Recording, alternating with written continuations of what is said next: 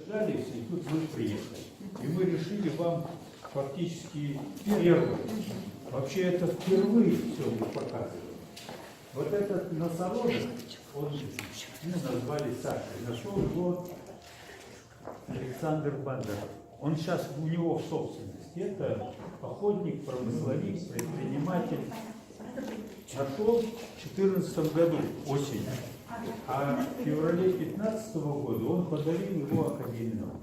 Сейчас в нашем оперативном управлении провели все исследования. Это вообще уникальный по сохранности объект. Почему уникальный? Ну, перед вами фактически вот шкура, часть черепа. Это его собственность? Это вот шкура сохранилась.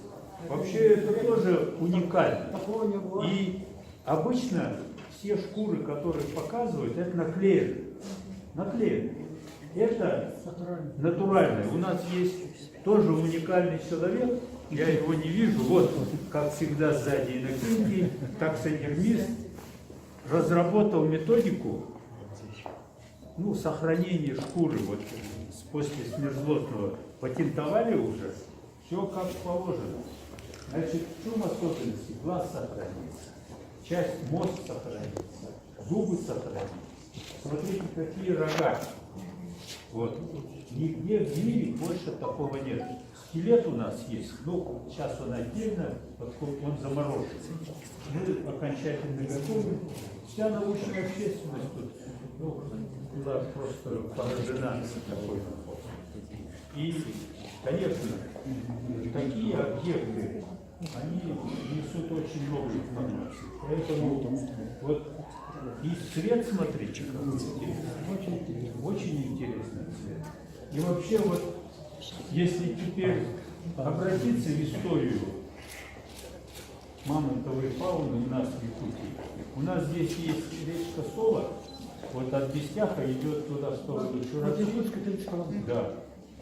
Школьники нашли остатки скелета. Мы поехали, мы раскопали.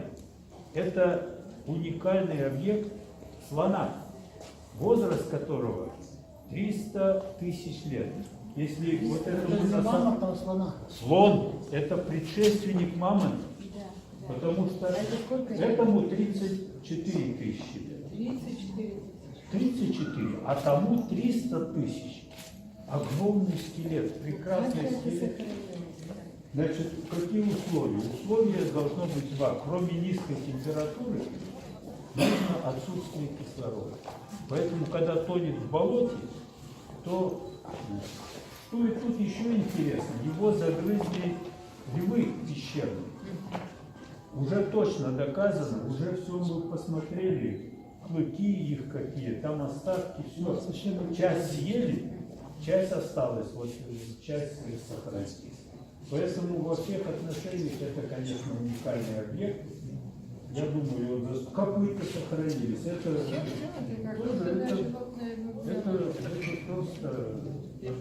просто интересный, уникальный объект.